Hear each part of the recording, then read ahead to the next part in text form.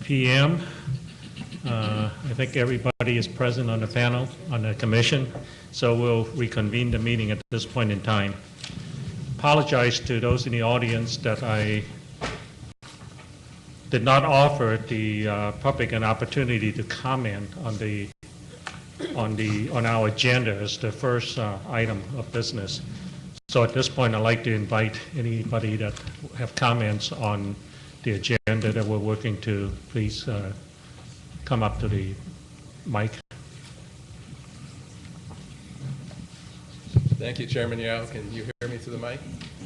Yes. For an opportunity to make some general comments about your deliberations.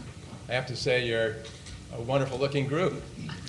Not just that you're beautiful and handsome, which of course you are, but that you really look like California, and that's great. As a applicant who made it to the group of 314, I'd like to share with you some thoughts that I've had as a prospective commission member. And these are general comments about your deliberations as you're getting started on your work and a lot of the agenda you're going to be talking about in this meeting here. First of all is the obvious thing that you all are aware of the necessity of setting aside your personal views. This particularly applies to those of you who have backgrounds as very activist participants in organizations who I think really need to have the courage to resist the calls from your friends when perhaps they come asking for some special favors.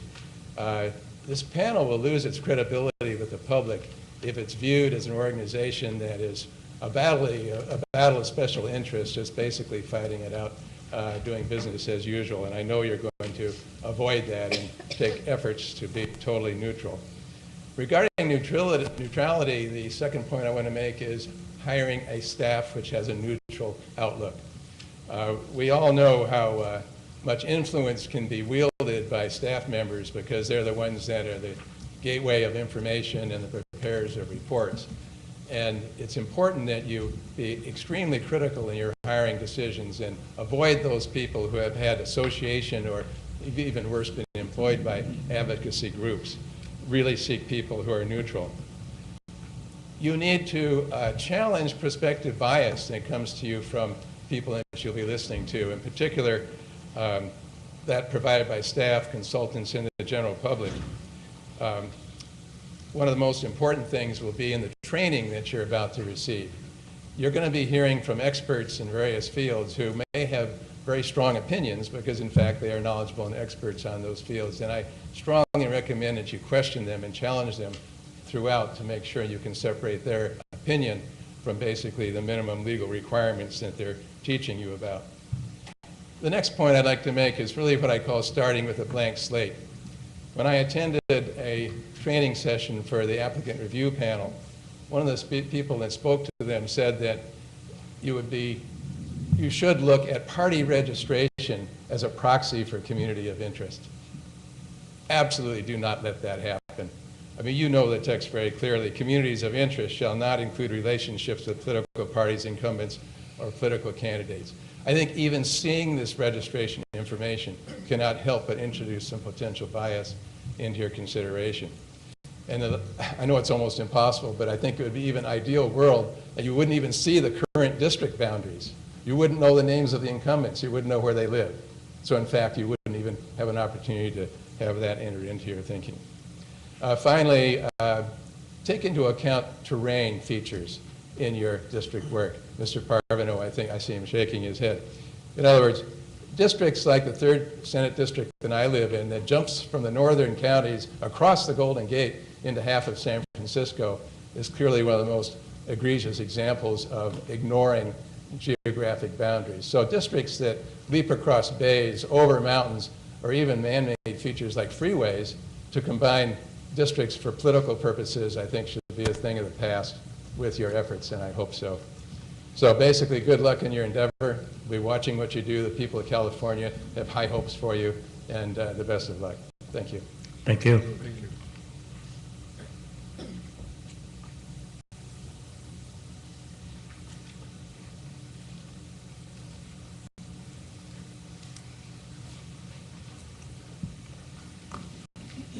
Good afternoon. Can you hear me? Yes.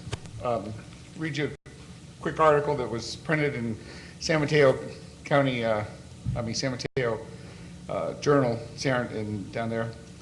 And I was the one that wrote it. Real quick, California is divided into 58 counties and hundreds of cities. Each county has a board of supervisors, and each city has a city council with a mayor or a city manager.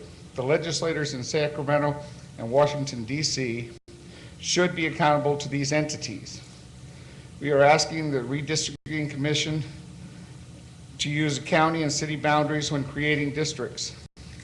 Now, there are some counties too small that would need to be combined with others to create a district. There are counties these counties should be contiguous with each other. Some counties are larger and need to be divided, and this should be done along city boundaries. There are more, excuse me. Then there are some cities that are too large that would need to be divided into districts. And we recommend the Commission use U.S. postal zip code boundary lines within cities. Except for these larger cities, no town or city under 400,000 should be divided. The Commission should first divide the state into 80 assembly districts. After the 80 assembly districts are created, they can combine 2 contiguous assembly districts to form 1 Senate district. This would equal 40 Senate districts. This would be logical and make state senators more responsible. When dividing the state into 53 congressional districts, the Commission should attempt to use assembly district boundaries when possible. We are hoping the Commission uses this opportunity to fairly divide the state into functional legislative districts using existing boundaries, where the legislatures can be held accountable to local officials and their constituents. Please don't carve the state up. The 10th and 11th congressional district are perfect examples that both cover 5 counties. Excuse me, who are they responsible to? You know, somewhere there are boards of supervisors that sit on 58 counties who would really love to be able to go up to their congressman and go, excuse me, Congressman, can you get this done? Thank you. Thank you.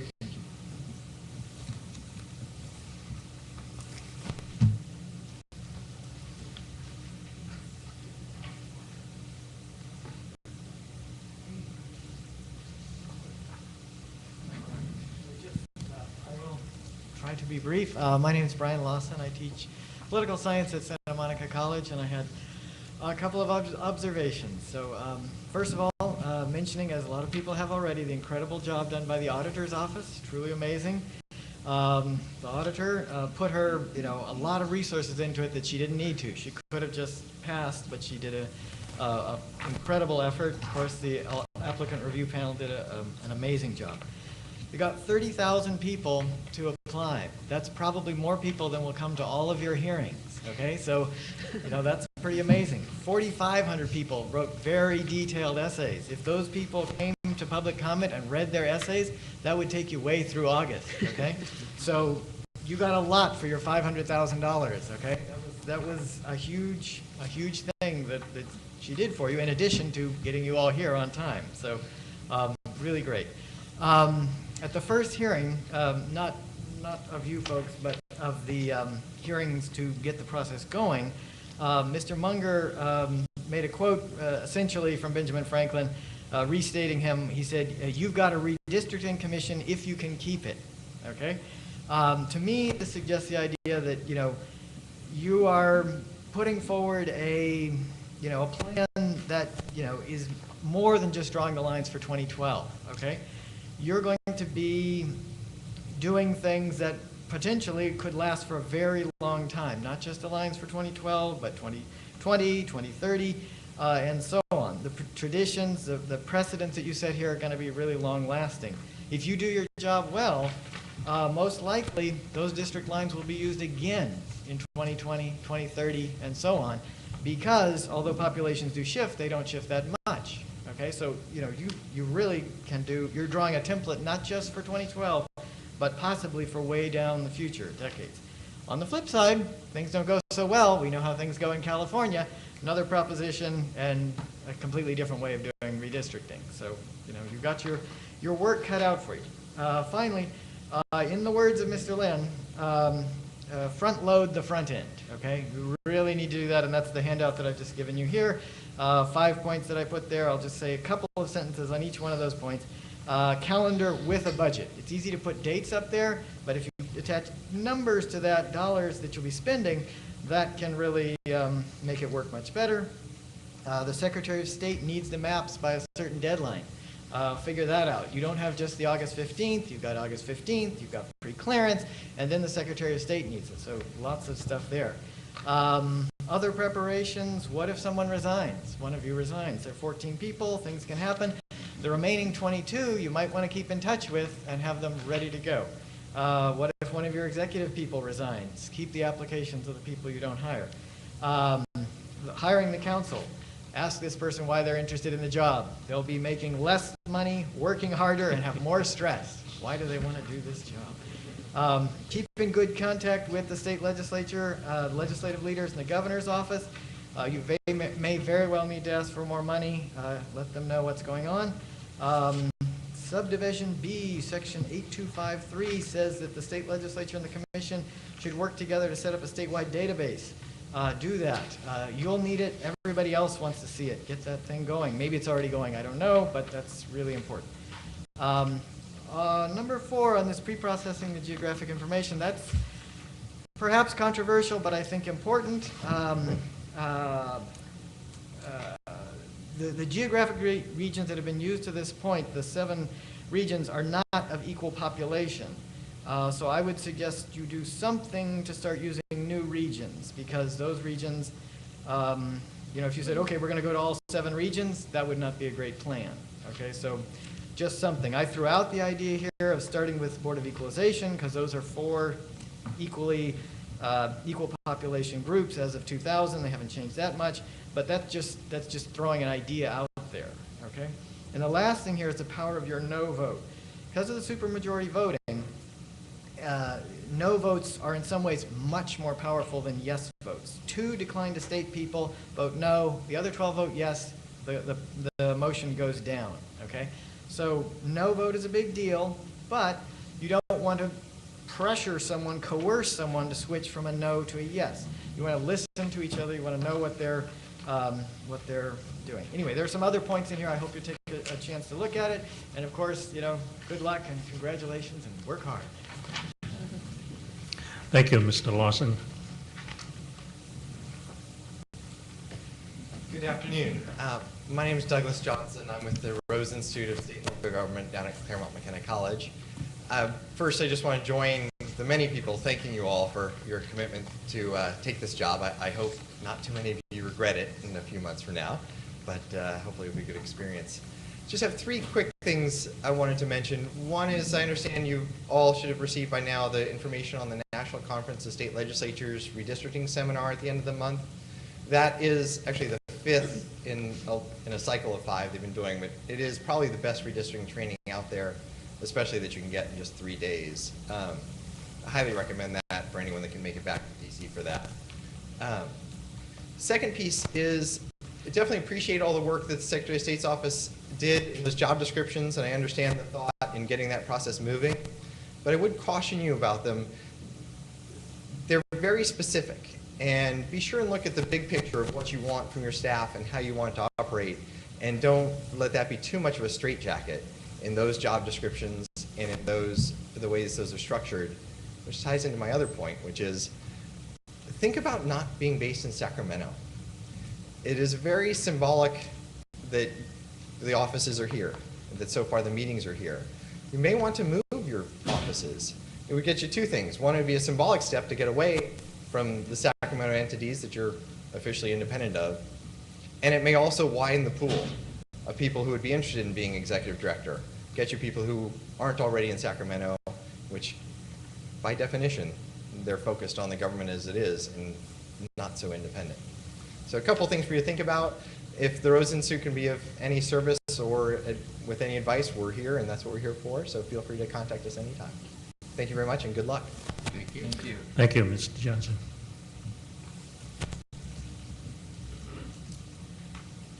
All right, seeing no one approaching the microphone, I'll bring it back to the commission. Before us on the remaining of the agenda, there's been proposal to move item number 7 ahead of item number 3, because item number 3 is going to involve a fairly extensive discussion, and the individual on item number 7 are here to make their presentation to us. So I want to gain concurrence from the commission to do so. Any objections? All right, seeing none, we'll change the order of the agenda accordingly. At this point, I'd like to invite Dora back up to the podium. Would you rather speak from where you are? Okay, thank you.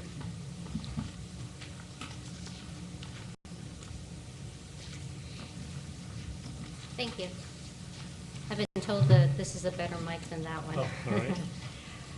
We have now Ray Zettner representing the Human Resources Modernization Project, also known as HR Mod.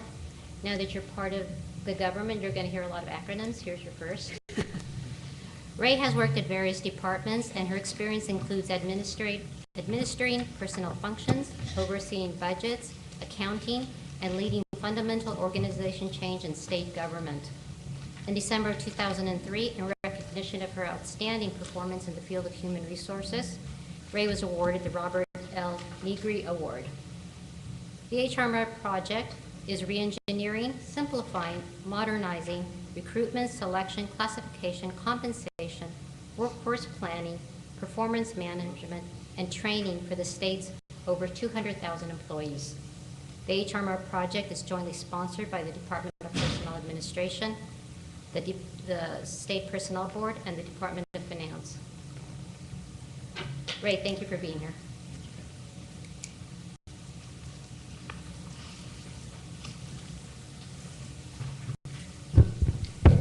Good afternoon. Thank you, Dora, for the nice introduction. As she said, my name is Ray Zettner. And just to give you a little bit of background about the Human Resources Modernization Project, and if you don't mind the acronym, you'll probably hear me refer to it as the HR Mod. Some people call us the Mod Squad, but we try to stay away from that. But Human Resources Modernization Project was established in October of 2007 with the intent and with the mission of revising and updating the state of California's human resources programs. The state of California is under the Civil Service Act, which was created in 1934. Now, if any of you know of anything that was created in 1934 that's still effective in this day and age in this technology, please talk to me later after this presentation and maybe we can talk a little bit. But when the state of California created civil service, there were different kinds of workers, different kinds of work that had to be done. And as California has moved beyond that, California's need as a government has moved beyond that as well.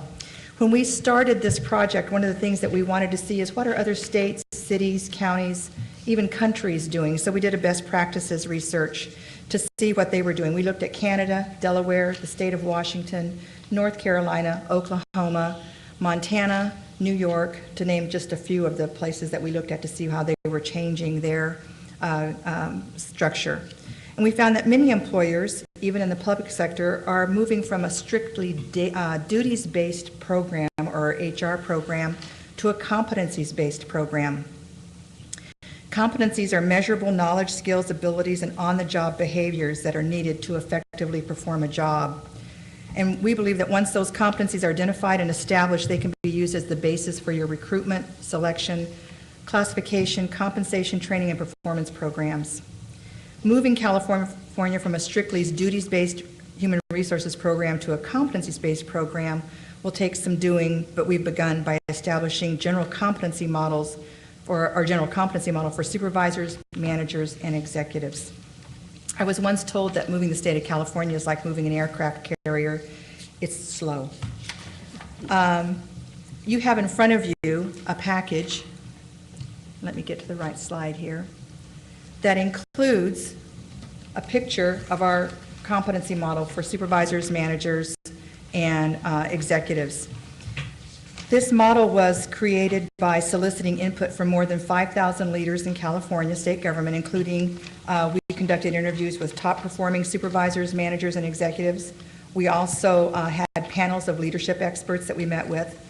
We used their input to document the general characteristics that are known as soft skills of a successful supervisor, manager, or executive. We also surveyed incumbent supervisors, managers, and executives to validate and improve the information that we had compiled. We looked at other competency models that some state departments had already developed. And again, we looked at best practices in private companies and other public entities to see what we could learn from them about their leadership competency models. We then organized the competencies that we identified into 6 areas called competency clusters. And we grouped the competencies into each of these 3 leadership categories. Core leadership competencies, meaning those competencies that we believe are necessary for all supervisors, managers, and executives. Manager and supervisor competencies, and then the executive competencies. So together, these 6 clusters of the 23 competencies create the state of California's leadership competency model. This leadership competencies, or these competencies, cover approximately 980 supervisory and manager and executive classifications that represent 16,000 employees in over 150 departments. I understand you're soon going to be selecting a director for this commission. This competency model, I believe, can help you identify the most important skills, which I think that you've already done based on your hiring criteria that I've reviewed. But also it can help you identify, I believe, the candidate that has those skills.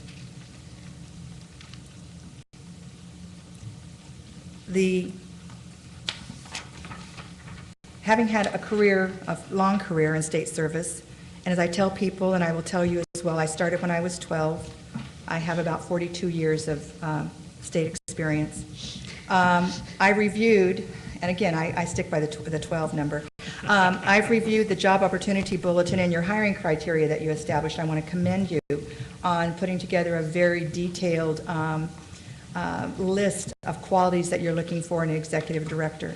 When you can find that person, please let me know, because I would want to recommend them for a Superman or Superwoman award if they can do all of those things. But you all, I think, very thoughtfully put together a list of things that you were looking for in your executive director, and I commend you for that.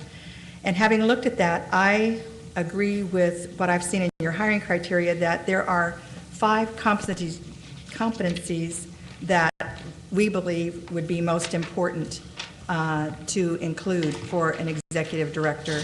Those include results orientation, global perspective and organizational awareness, personal credibility, ethics and integrity, and I'm missing one here. Oh, no, there's 2 in one of the triangles, I'm sorry. Now, this is not to say that the other competencies in the competency model are not important, but I believe that these competencies are the most pertinent to the position that you're trying to fill. The following pages that you have in your package, if you go to the next page, for each competency, we have defined the competency. For example, if you look at ethics and integrity, we have defined ethics and integrity. When I say we have, I don't mean just a group of employees sitting in a vacuum in a room. This is part of the information that we collected from the supervisors and managers that were part of these focus groups that we worked with. So for ethics and integrity, it's defined for you, and then in the pink color, you will see those kinds of behavioral indicators that would show you the kind of activities or the kind of things that the person should have done that would have showed you that they have that kind of competency. Also at the bottom you will see a proficiency level. Each competency identifies the expected proficiency level required for successful performance of the competency at the different levels. There are 4 possible levels of expected proficiency: novice, skilled, advanced, and mastery. In looking at your hiring criteria and your duty statement, I just wanted to walk you through one of these to give you an idea of how I think that when you're looking at this competency model, how it can work. So for example, if you want to look at personal credibility, which is a very strong competency that I would assume that you would be looking for in an executive director for this commission. A successful candidate would be one who is able to adhere to technical and professional guidelines and standards and have demonstrated management and administrative leadership skills, would also need to have a knowledge of principles, practices, and trends of public administration, organization, and management, and then have excellent communication skills, ability to clearly express their ideas, thoughts, their expectations, and be an active and empathetic listener. Some of those things that I've just read came right off of your job duty statement and were very consistent with what we had in our leadership competency model, and I was very excited to see that. So I think that this competency model can help you. Also, I know that as you're recruiting to fill this position, you're also going to want a person or look for a person who has some organizational awareness or an awareness of what the purpose and the scope of this commission is. The knowledge of functions in California state government, because you're going to have to work in a governmental setting under the laws and rules of the state government, that person needs to understand how that works. This person is going to need to understand and function within civil service so that the commission can achieve its goals, and that's why that's important. I could go through the rest of these, but I think that they're pretty self-explanatory. But I wanted to express to you how fortunate California is to have such a varied and committed group of citizens that are willing to assume the responsibility for this very important job. Thank you for your service. If you'd like to access the entire competency model or any other information about the Human Resources Modernization Project, it's available at our webpage, and that is at www.dpa.ca.gov. I'm available to answer any questions that you might have.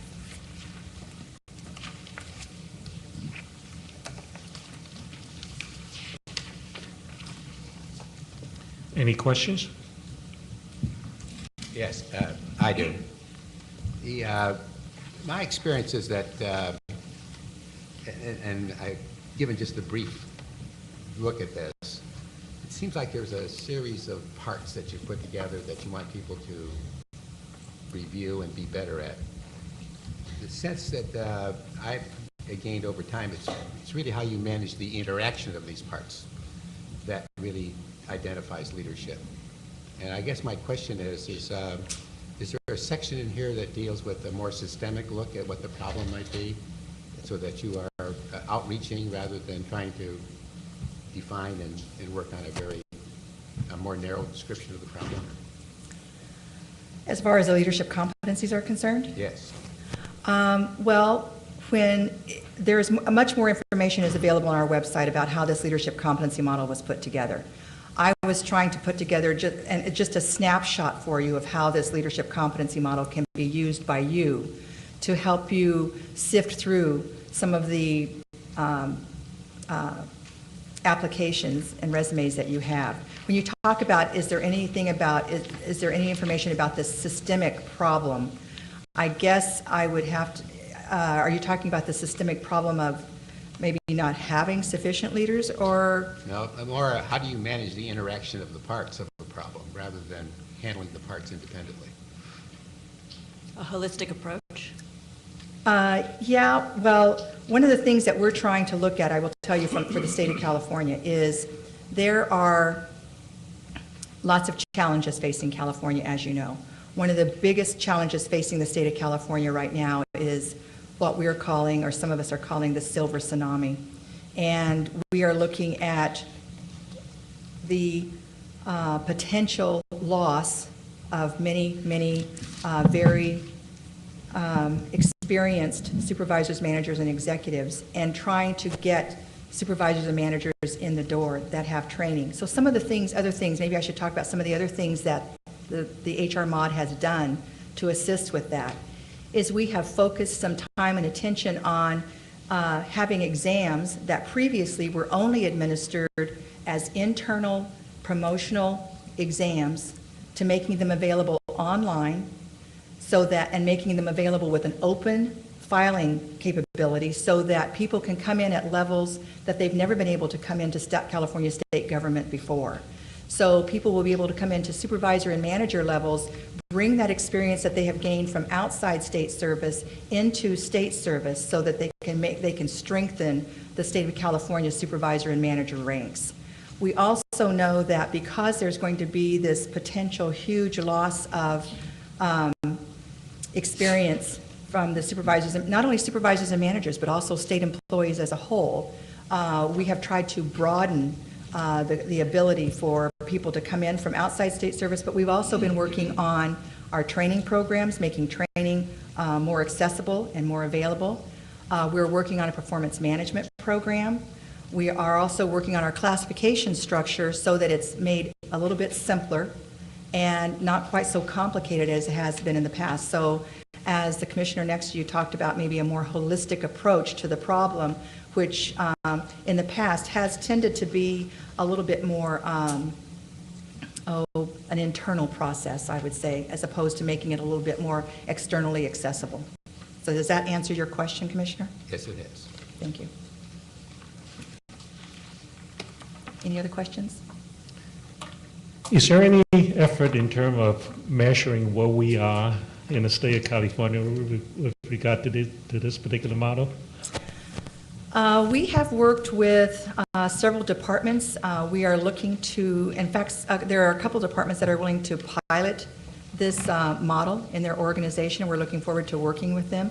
This model, the executive competency model, is fairly recent, just within the last couple of months, and we're still working on different parts and pieces of it to get it implemented. But we're looking at piloting it with a couple of departments, and so then measuring how much better this will be.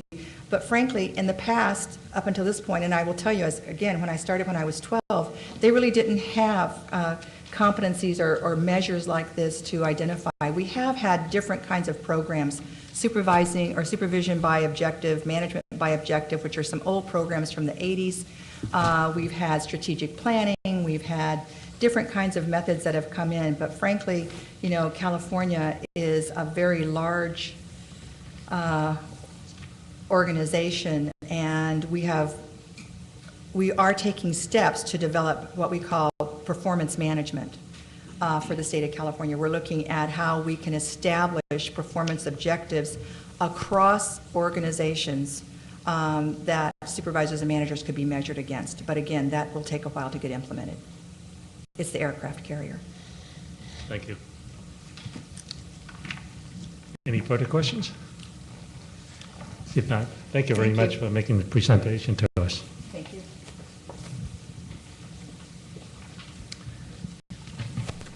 Would the public be interested in commenting on what we have heard? All right, if not, then we'll close item number 7 and proceed to Dora. Would it be appropriate to go with item number 6, addressing the state support issue ahead of discussing item number 3? Again, item number 3 is going to be very extensive. Commissioner, actually, if we could have a further discussion on item 7 regarding the hiring criteria. All right, thank you. I think that would be a good thing to do right now. Okay. So I'll open up the floor for any commissioner has inputs in terms of what you want to define as guidelines that we should follow. I do, if you just bear with me a moment. since Certainly. I'm taking out of order. But if anybody else has any comments, feel free.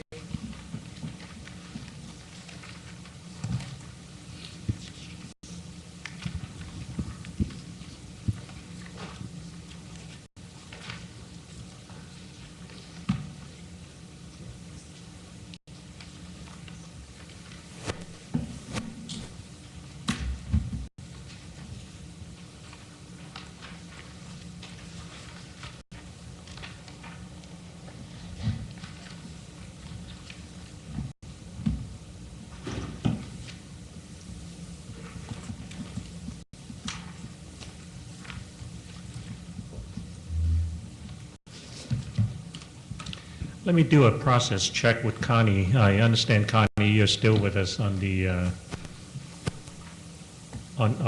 telephone. Are you with us?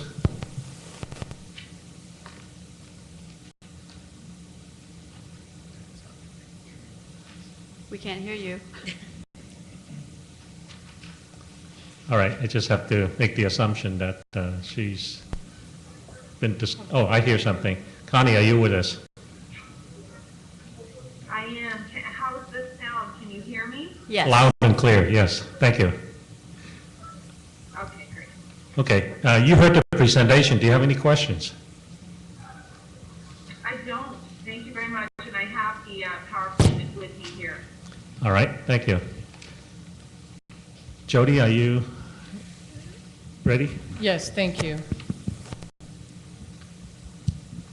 I believe this is the appropriate section in which to discuss these issues, although, and I think it's something that we do need to bring up as we are looking at some of the requirements under the law, the Voters First Act, regarding the applicability of certain standards in hiring staff.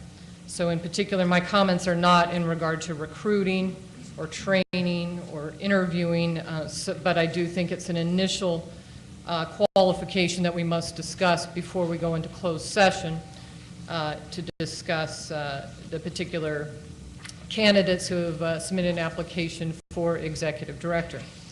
In particular, what I'm referring to is Section 8253 of the Government Code.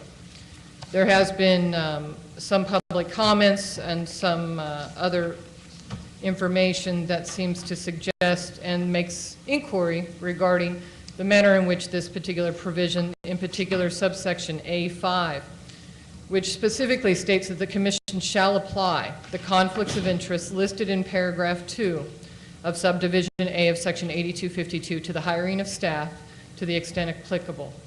The sentence as read does not contain any other commas or parentheticals, and etc. The code section itself makes reference to 8252. The commission members are familiar with 8252, and I will not summarize them. Again, it's Government Code Section 8252 for members of the public that are interested. 8252 does contain a laundry list of conflicts of interest that the drafters of the Voters First Act felt were necessary to make a determination of whether conflicts of interest exist with commission members. The commission members had to comply with these particular requirements. To the extent in which they didn't, they were ineligible for the applicant pool to become a commission member. The question becomes whether or not and what the interpretation is of 8253. From my perspective, the terms the commission shall is a mandatory interpretation, which does require the commission to apply the conflict of interest standards in 8252. As a matter of statutory interpretation, it's pretty well established that the judiciary will take a look at the statutory, in general, actually the regular, usual, and customary meaning of terms in a given statute. What we're dealing with here is a circumstance in which the Voters First Act has not withstood, as of yet, judicial interpretation. As such, I believe that we would take a look at least some guidance as exists in the manner in which statutory interpretation and the general law behind statutory interpretation. I can certainly get into that, and I won't, but generally speaking, shall means mandatory. The word may is also outlined in various statutes and is generally understood as being permissive. In this particular case, this provision actually indicates the word shall, which means the commission shall apply the conflicts of interest standards to the hiring of staff. And I would contend that this is a mandatory requirement, and I believe it is something that we need to discuss in setting the appropriate standards and having the public understand what the commission standards are in the manner in which we are going to apply a mandatory provision under the law.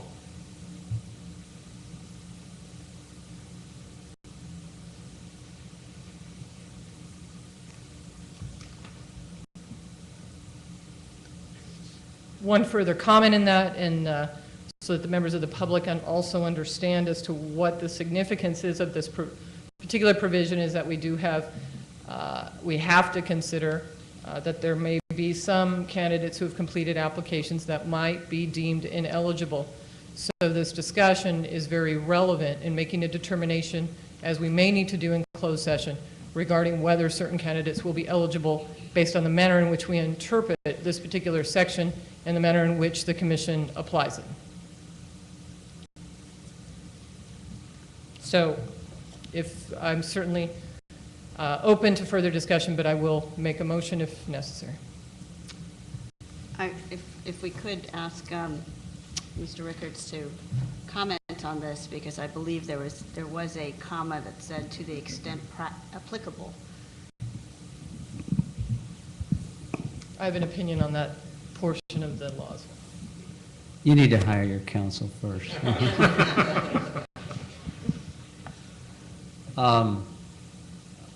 I don't take issue with anything that's been said, other than I think it is not as clear-cut a conclusion as has been articulated. Let me just say really briefly, I haven't briefed this, don't have cases to cite to you right now.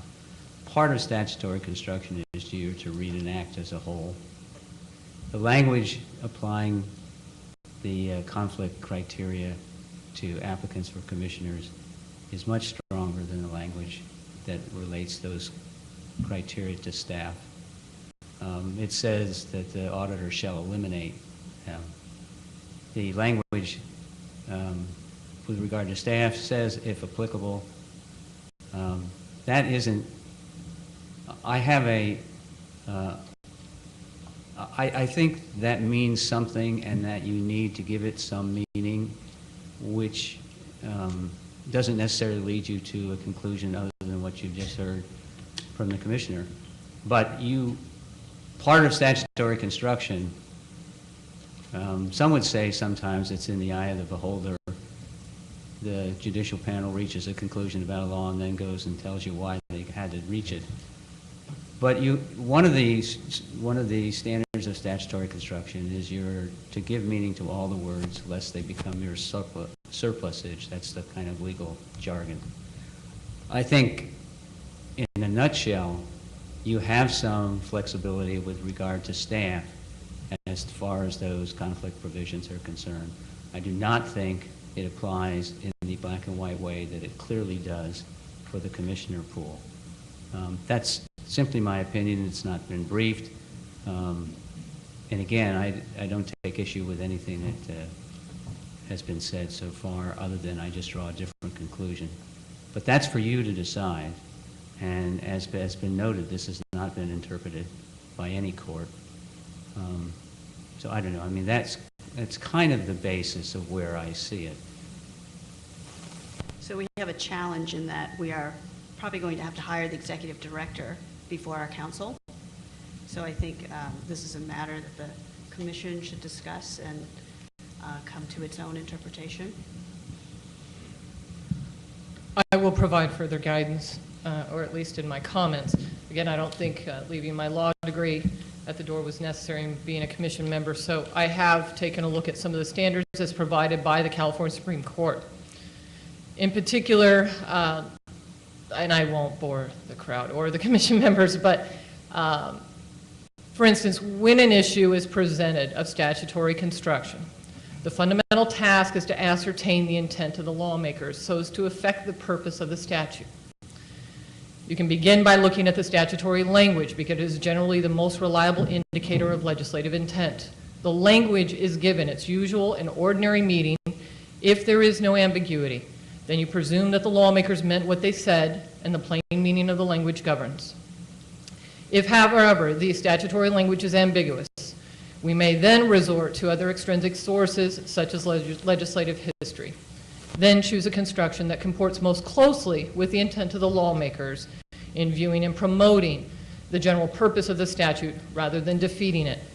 Any other interpretation that would lead to absurd consequences is to be avoided. As a matter of statutory construction, again, the word shall is mandatory. The word may is permissive. This is generally accepted standard for statutory construction as outlined by the California Supreme Court. Again, in another case, if the language is ambiguous, again, the construction comports with that closely and more apparent with the intent of the legislature, which in this case would be the drafters of the Voters First Act. If you take a look at some of the public comments that were made earlier today, there was encouragement earlier for neutrality in hiring staff. There was also, in looking at the HR mod, executive competencies and looking at ethics and integrity and personal credibility. So first, in the general analysis of this, again, as I had stated before, you have the word shall, which I contend is and can be interpreted by the judiciary as being mandatory. If there is, in my reading, the extent applicable refers to the plural nature of conflicts of interest. In other words, you would apply a particular provision of the conflicts of interest to a candidate only to the extent it's applicable. For instance, if somebody is a lobbyist, you would apply that particular portion of the conflicts of interest to that, again, to the extent applicable. That's simply my personal interpretation. But if we then move beyond the actual words themselves and look at the intent of the statute as a whole, the purposes as outlined in the Voters First Act are also pretty clear. And again, I won't go into it because it's evident that by the establishment of this commission itself, that the public mandated neutrality, mandated no conflicts of interest, and I think it is vital to this commission to consider that the same should be applied to our staff members to avoid any appearance of impropriety, to avoid any other possibility of there being substantial influence by an executive director that may have a conflict of interest. And that's my full and final discussion. Mr. Baraba? Yeah, not being a lawyer, I'm really more concerned about the court of public opinion in this one.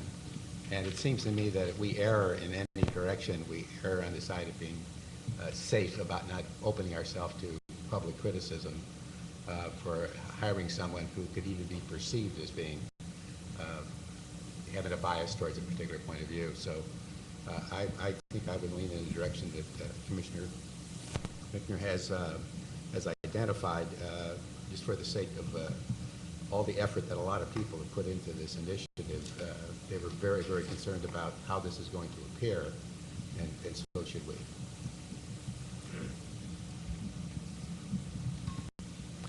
Anyone else? Stan? Yes, thank you. I would concur. I mean, I think you can make a lawyer's argument that if applicable might be a means of parsing out a potential conflict. But I think that, as Vince has said, the purpose of this commission is to create a totally confident process. And it's unnecessary. If we have capable candidates who don't have any conflicts of interest, that those should be the ones that we consider first. To me, I think to do otherwise would be to set yourself up for trouble you don't have to have. And I think we sort of have to be like Caesar's wife, if you will. And so I would concur that where there is a conflict of interest that would have disqualified them from the commission, that would behoove us, provided we have other candidates, to take the more cautious approach and make our selection from those that don't have those conflicts. I mean, that's going to, I mean, as we all know, that's going to cut out individuals that are very qualified. But I think that the purpose of the commission is more significant than that.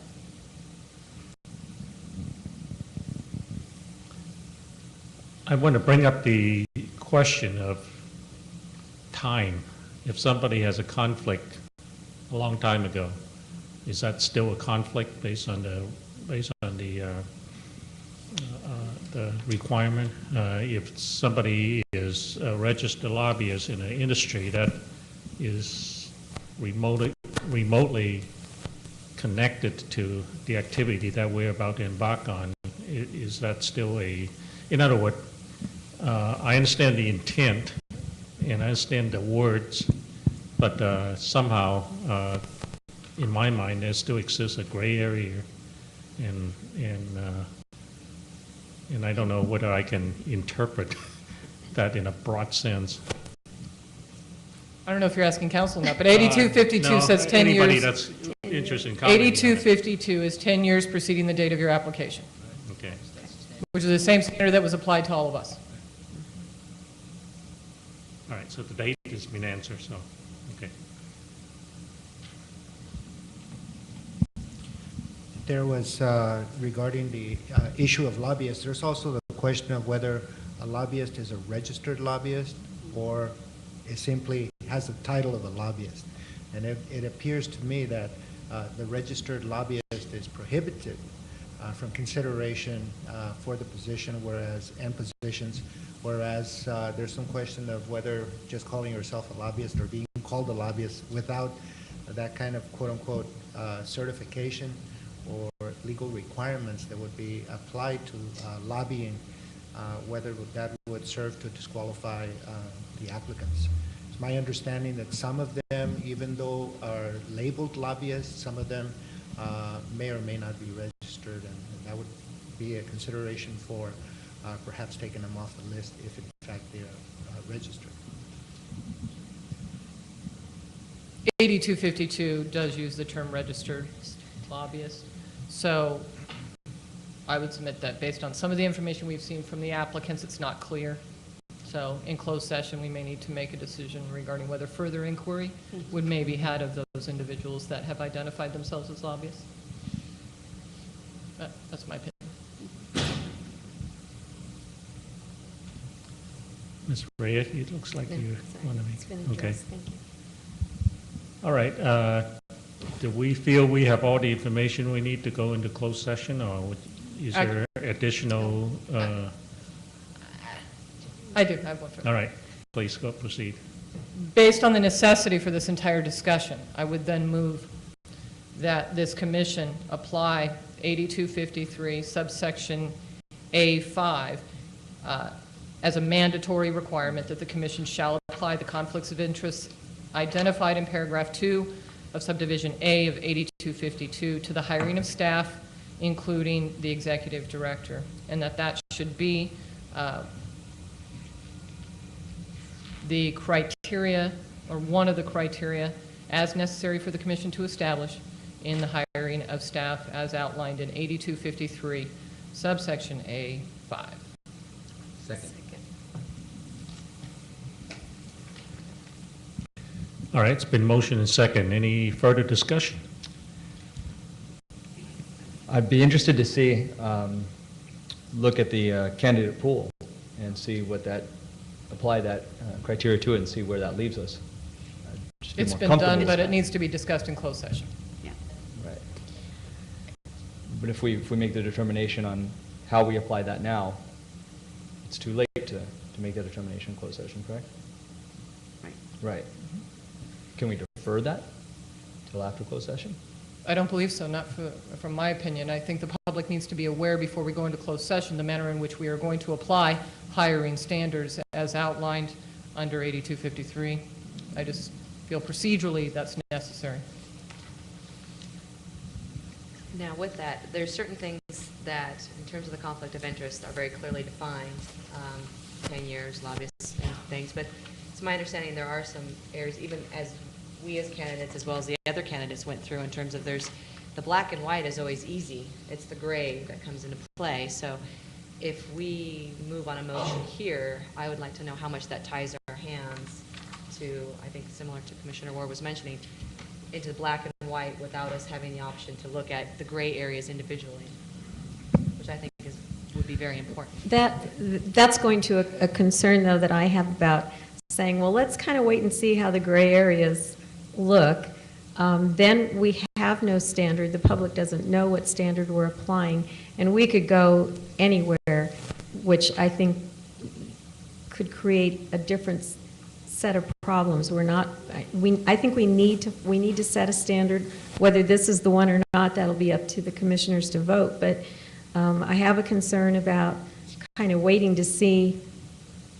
Oh, but I really like all this about this person. Maybe this is just kind of barely gray. I I just think that's not the best approach to take. Well, maybe I should say, so let's take an example instead of like the lobbyist, which I think is more cut and dry, but something along the lines of their impartiality. Some people might suggest, I think this is what the applicant review panel had to vet out a little bit with the interviews, was the level of impartiality to some extent beyond what was on the paper. What was on paper was if someone is worked for one side of the legislature or the other or both, what do we feel as a commission? Does that make them issues of impartiality arise? Or I guess it's some of those areas that I feel that appear to me to be a little more gray in applying the standards that I do agree that we should have the similar standards that were held accountable to us should be for staff as well too. But I would imagine the applicant review panel and maybe even the first 8 would feel like there are some areas that. If I could respond to that. I don't think that a yes vote on this motion precludes us from evaluating things that do not fall under the statute. And I think when you watched our deliberations in the selection of U6, we had discussion, we had open discussion that obviously everybody had been vetted already by the auditors, but I think there was discussion about public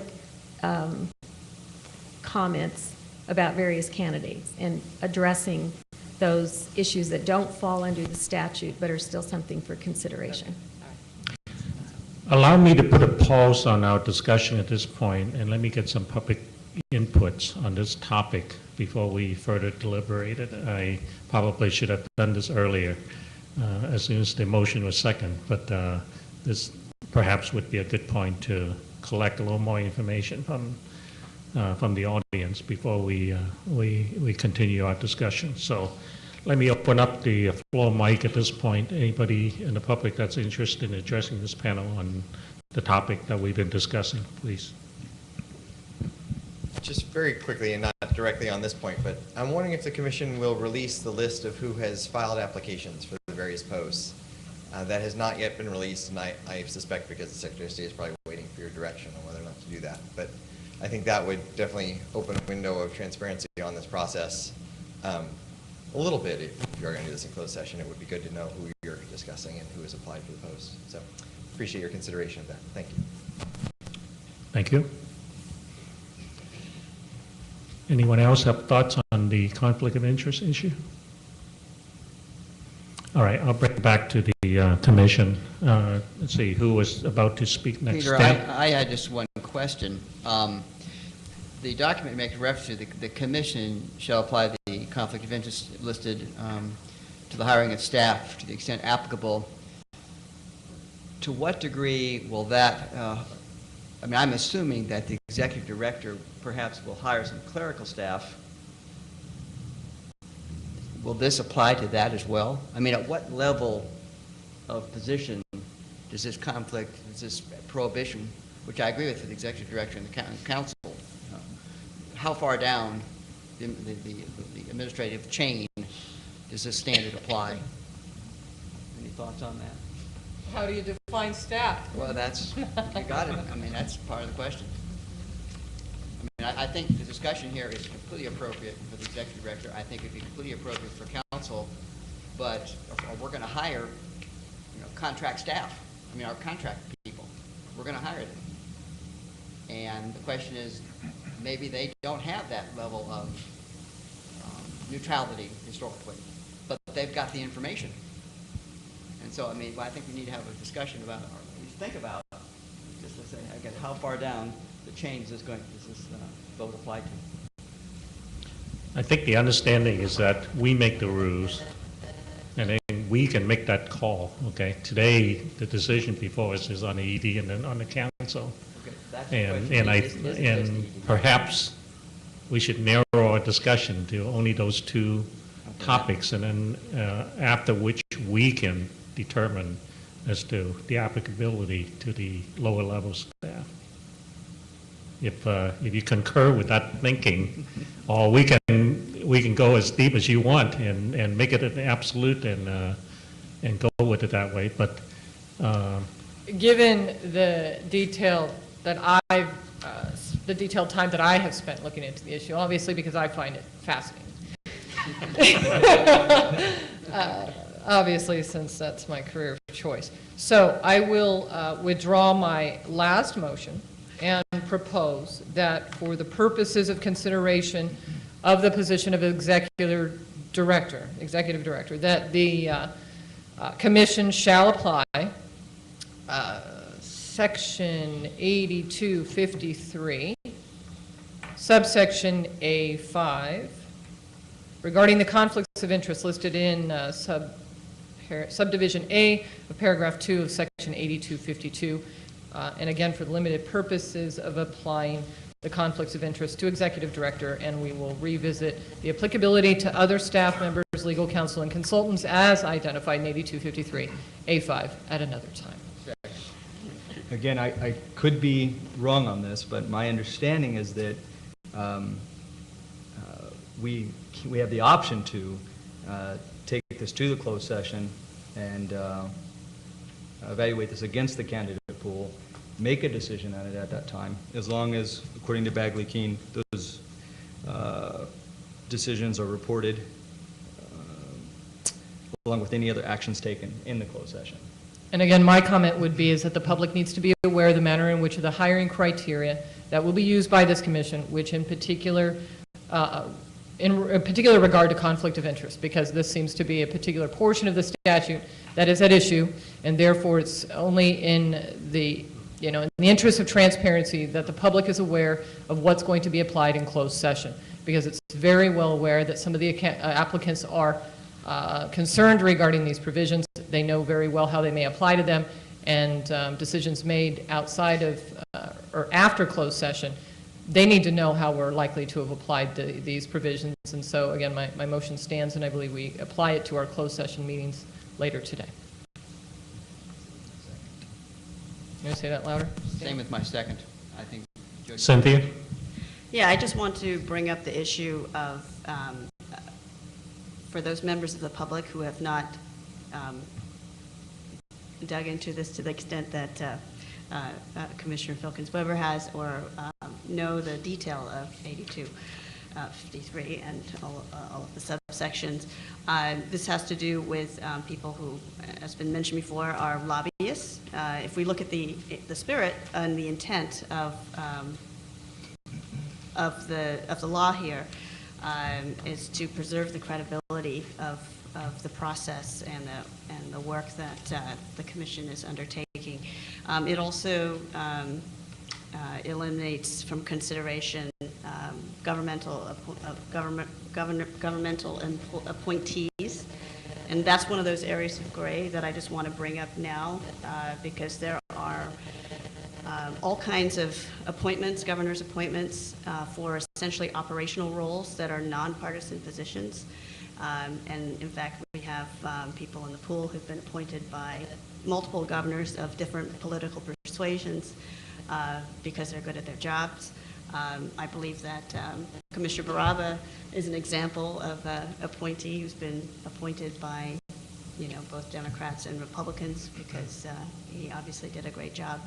So I think those are the areas of gray that I'm a little bit concerned about, that we might be eliminating some highly qualified people who, because they were good, were appointed for their positions by people from different political parties. I'm sorry, are you suggesting then that, before we vote, I want to be sure I understand. You're suggesting that perhaps some of these categories of conflict we're going to treat differently than the category of a registered lobbyist. Is that? Yeah, I think that to me, being a registered lobbyist is really clear. You're being paid by someone to advocate for a particular position. Okay, how about? There are kind of nonpartisan or bipartisan or multi-partisan kind of roles that I think it's less clear that we'd want to eliminate those folks. But how about serving as an elected or appointed member of a political central committee, or serving as a paid staff or officer of a candidates committee? I want to be sure I understand if Commissioner Filkins Weber are you agreeing to consideration of these piece by piece, or is your motion to encompass all stated conflicts? My motion encompasses all the stated conflicts as outlined and as directed by 8253. 8253 says the commission shall apply the conflicts of interest listed in 8252, so it's inclusive of the entire list. I do not believe that neither the law nor the public would anticipate that we would make determinations regarding the interpretation of this entire list. Obviously, the applicant review panel may very well have had the same discussion. I think the applicability and the interpretation of these items certainly can be done in closed session as they apply to an individual candidate. So my motion is at this point, for the interests of the public, the necessity to have this discussion, and in the interest of time, broadly stated to apply to executive directors as listed, and how we interpreted that for a particular candidate can maybe be done in closed session. And then I would just reiterate my position that going into a piece-by-piece interpretation, I think is just an invitation to trouble. I don't know that we're going to have a necessity to interpret any of these in particular, and it may very well come up as it comes up with a particular candidate. I think we have to take it up under closed session, because the more detailed that we get into will arise out of the candidate's application, and that's not something we can do in a public setting. We must do that in closed session. So that's why I'm saying that to apply the law as indicated, broadly inclusive of this entire list for the time being. Obviously, we're going to come up with questions regarding the interpretation of many of the words that are in this statute, and that's something that obviously this commission cannot deal with today or at this time. So that's why my motion stands broadly, and we can take a look at it for each individual candidate in more detail in discussing that particular application in a closed session. I have a question in terms of your motion as well, too, because if we do adopt those codes, is 8252 and 8253 both, does that mean we're looking at their family, similar, their members of his or her immediate family as it's defined, because as similar as what we had to fill out, we haven't had access to that information for the applicants, unless, I don't know if staff has gone through that, but does your motion include that we have to also look at their immediate family? Because that's the language, isn't it, in 8253? Yes, 8252. Or I'm sorry, 8252. So is that something that's going to be, that we have the ability to even look at this point? Well, are we not, would the candidates selected for interviews not be required to sign a conflict of interest before going through the process? Is that correct? I thought they already did they? Or have they signed one? Yeah, my understanding is they have signed one, Dora? No, the intent is for them to sign it before they come to an interview, before we schedule for an interview, so you know what the conflicts are. So we don't have the information on their families either, so. Not on the families, no. So is that something that we feel, is that something that we, as a commission, feel that we need to get that information now, or is that something we can put off later? Or is that something that wants to be included in here? I don't think it doesn't change the application of statute, in my opinion. No, it does not. And so the statute as phrased, regardless of whether that might have been obviously a drafting error, maybe it's not. But my motion is inclusive of that.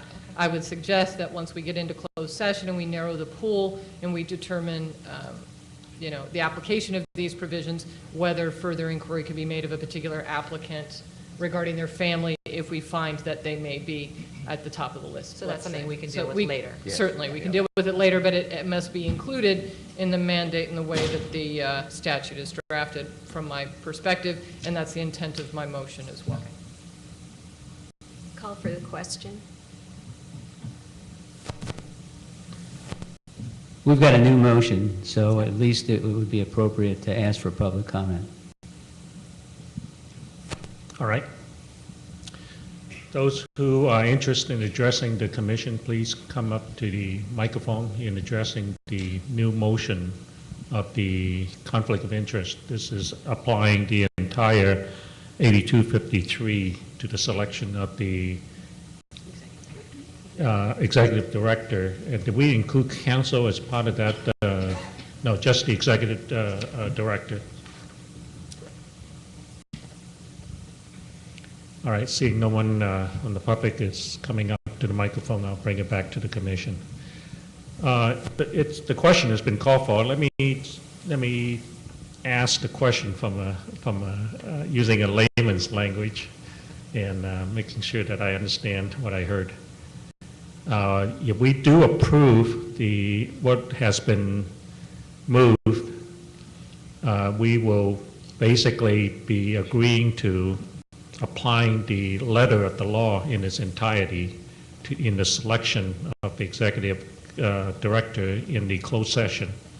Obviously, we have the option of taking exception from that and then briefing and addressing it, or we always have the privilege of reversing the decision in time as necessary. But for the time being, we basically are saying that we agree to apply the letter of the law in its entirety in the selection of the executive director. If we vote against it, that means that we feel that we have enough guidance such that with the information that's before us, we can still make a good decision without having to agree ahead of time to apply the letter of or apply the understanding as it has been interpreted up to this point in time. Is that in general what I understand, or the correct understanding of the motion? Who are you addressing that question to? To me, I Ms. assume. Jody, yeah, okay. As I was listening, I think the alternative is if the motion does not pass, then there would have to be a further motion that you're going to apply this permissively and not as a mandatory provision, again, so that the public is made aware of the Right. manner in which you're going to go into closed session. Yes, So that's the only understood. caveat that I would add, is that if you vote no on this, then you're telling then there would have to be a new motion to interpret the statute permissively, and then say you're going to use your discretion in a closed session. And that's what you're telling the members Correct, of the public. correct. From Okay. my perspective. All right. And once again, just to clarify, I agree with your excellent opinion in principle. I'm just, I'm not entirely positive that we have to make that decision now. I just hate to make the decision if we don't have to tie our hands now before we go into closed session. That's not necessary. I just hate to do it, given that all of our top choices for candidates for executive director are going to be affected by the decision. And in practicality, we need the best, most qualified person we can for this job. This is a crucial decision. And so I actually agree with your opinion in principle, but I just hate to vote on a motion tying our hands before going into closed session. We don't have to. We can't see what the impact of that motion is going to be, given that this is such an important position, and we need the best qualified person to step up and take that. If we don't have to make that before a closed session, that's my question. If you allow me, that was Mr. Watts stated a lot more precisely than I could previously. I think we do have the latitude, if we find that it's totally unworkable, as a commission, to come back out to open session and reverse our decision before we go back into closed session again. If we voted yes and find that it's not workable, we do have the option of reversing our decision, because we can always change our mind on it. It's just that it has to be done in a formal manner. But that's not, I don't want to suggest that that's the normal operating procedure, because clearly it's not. But we as a commission can always reverse our decision based on additional facts and findings. So, I would caution that's pretty dangerous from my perspective. Well, Exactly. Yeah, exactly. But even though we're doing it when it comes to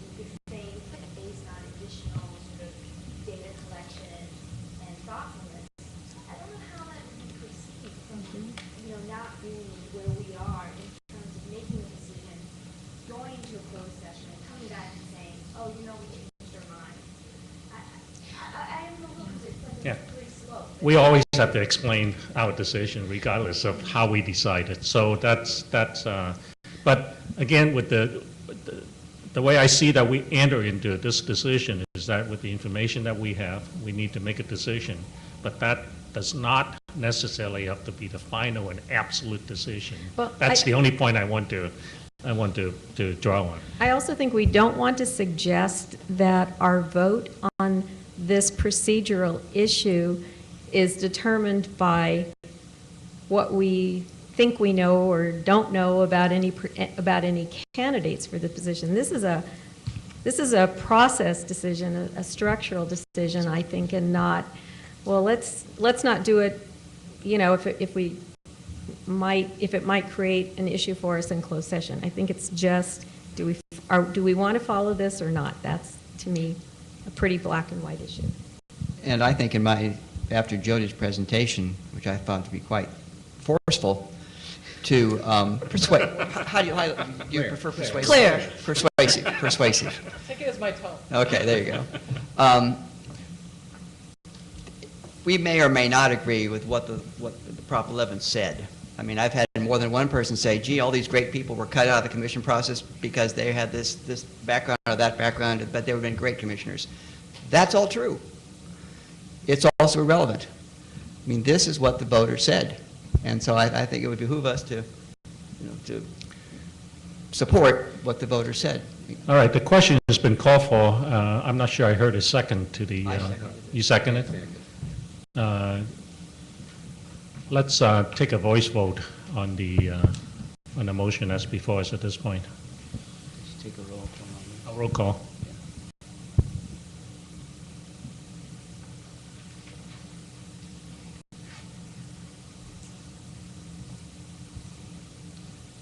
Okay, Commissioner Aguirre, Yes. Commissioner Baraba, Yes.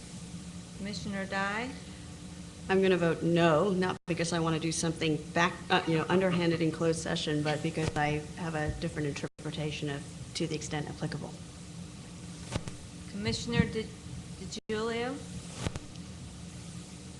I'm going to vote no. I also have some issues with tying our hands before. I think we can keep this as an open and public discussion for going into closed session. Commissioner Felcom-Sweber, Yes. Commissioner Forbes, Yes. Commissioner Columbus-Malloy,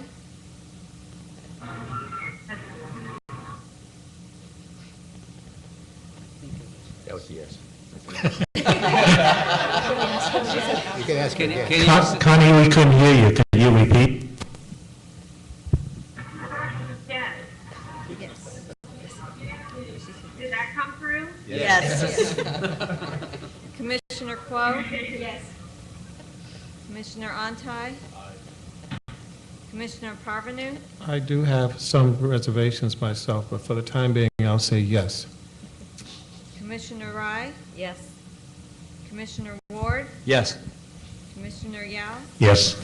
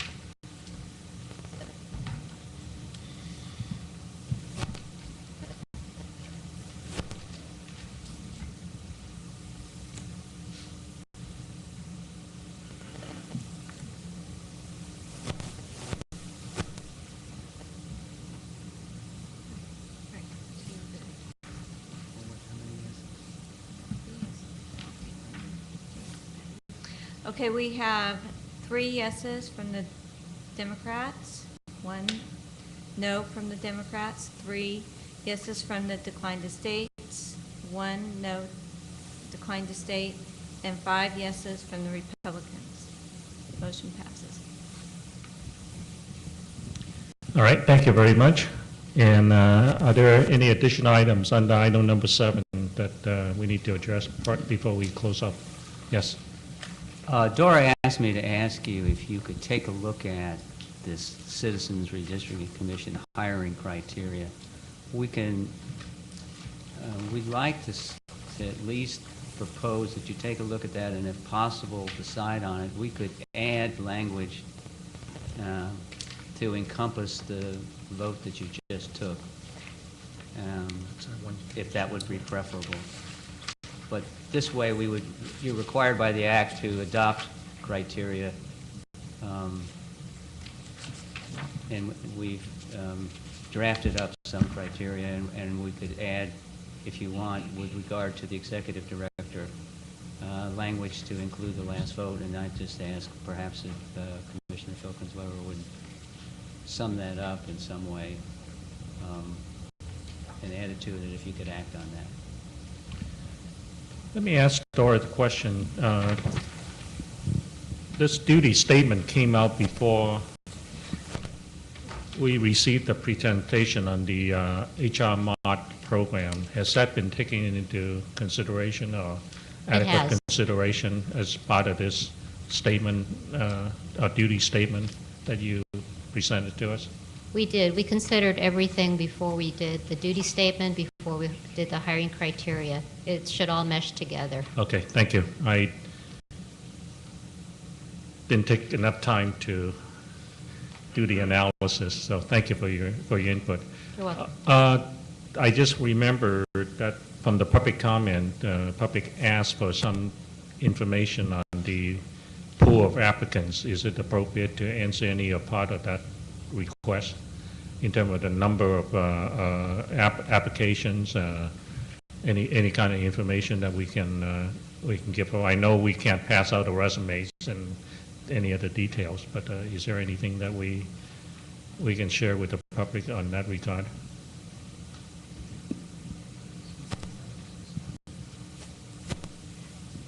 Commissioner, we've not shared that information. I can tell you the number of applicants we received as far as executive director, if you'd like.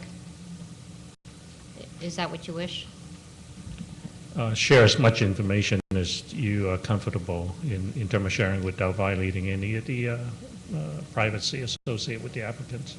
I think I'd just like to share the number. We received 29, actually 30 applications for the executive director. One did not complete the qualification statement and they did not move forward.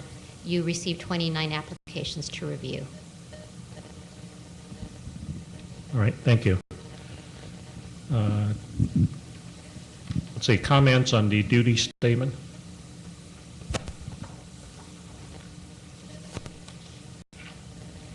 Does the public have copies of this duty statement? Can we make the document? I'm referring to, I'm sorry if I mixed, Oh. if I mixed the matter. Is I'm it, referring to the hiring criteria. Oh, I guess I don't have that. Thank you. And this has been published, by the way, just so Okay. everybody understands. One word we might want to add is the word neutrality, since that has come up in our discussion.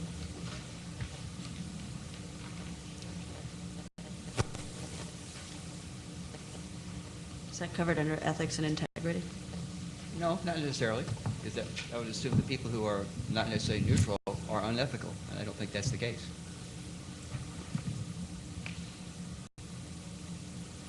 Do you have a specific place you would put that in? Well, it would be when in the first sentence of the second paragraph at some point. Able to demonstrate clear ability. Well, I'm not going to wordsmith for the staff, but I think it'd be in that first sentence as one of the characteristics. Commissioner Forbes? Uh-huh. I'll add it after integrity. Okay.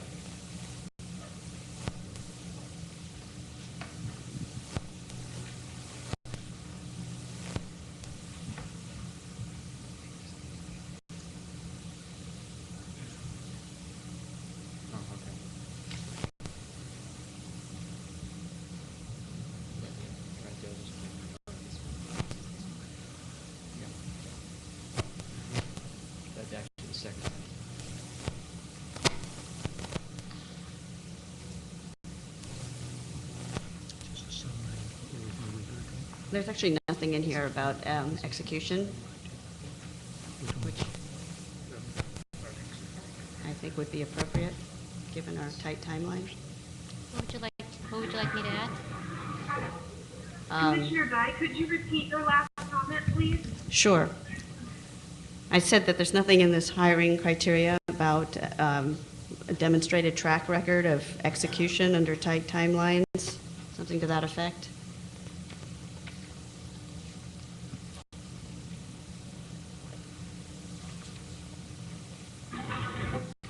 I had a similar observation regarding budgetary oversight.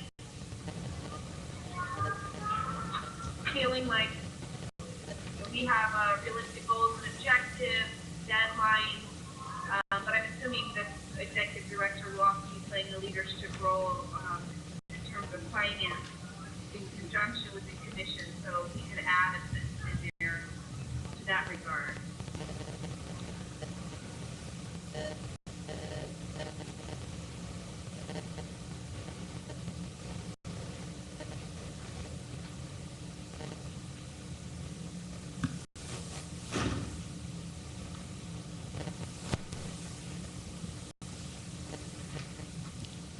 You know, prior to coming into this meeting, I reviewed the presentation, and I also reviewed this page called duty statement. And I find that the combination of the two meets all my requirements, whereas depending on one or the other falls short of it. So I don't know whether there's any consideration in terms of just relying on a single document as compared to relying on both pieces of paper.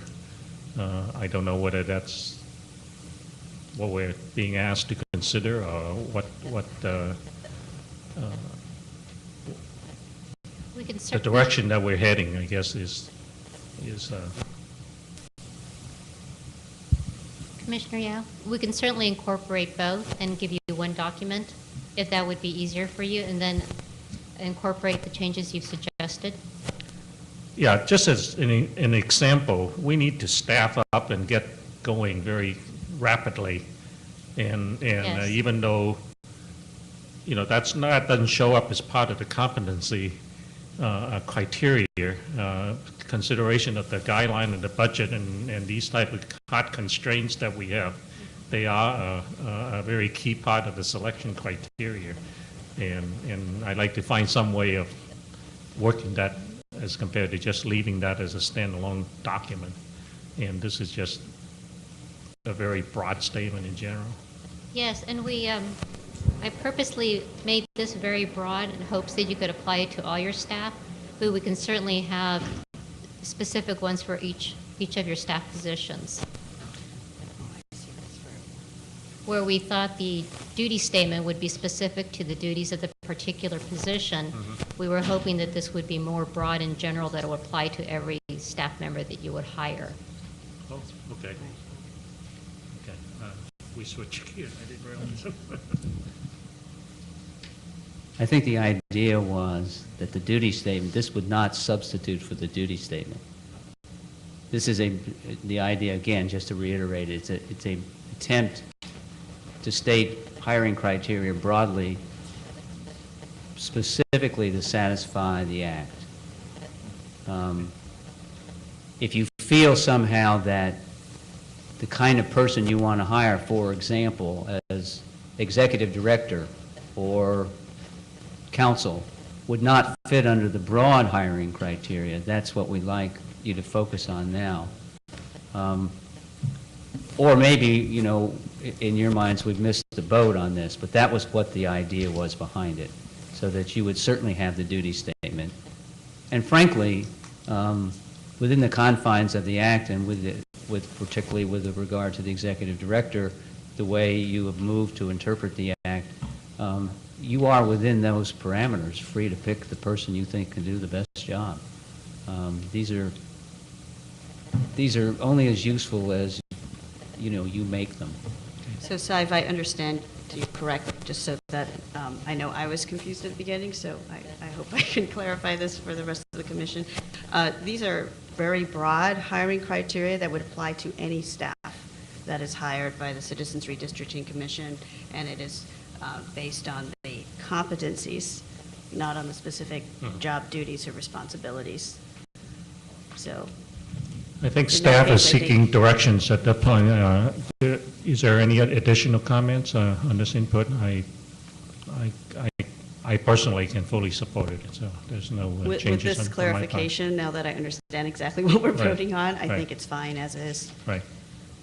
Any additional comments? All right, thank you very much. We appreciate you presenting that to us.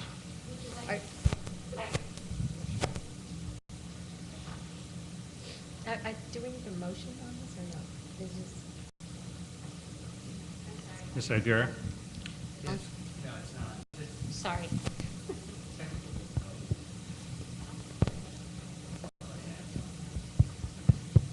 did you want me to add neutrality to the statement, or would you like to leave it as is? The other commissioners are happy with it as is. After our discussion, I don't have to have that word in it. Mr. Aguirre? Go ahead. Yes, is it on? I think I can hear you through the mic.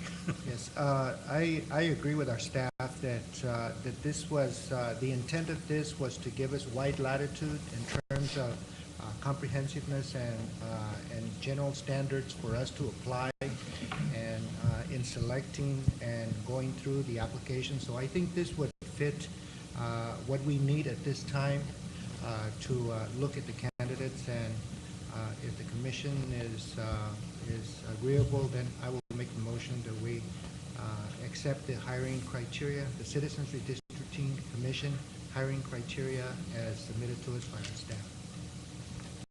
All right, I think we have unanimous support to this. If you think we need to go through a voting process to give you an answer, we can do that, but maybe I can just simplify it by just have a show of hands. That's fine. We'd like to have a vote simply because it's a requirement of the act. All right, let's do it that way then. Let's have a vote. It's been motion, and Mr. Barada has seconded, so call for the question. All in favor? So,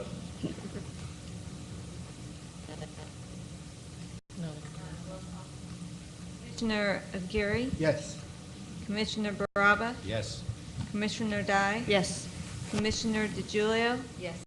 Commissioner Filkins Weber? Yes. Commissioner Forbes? Yes?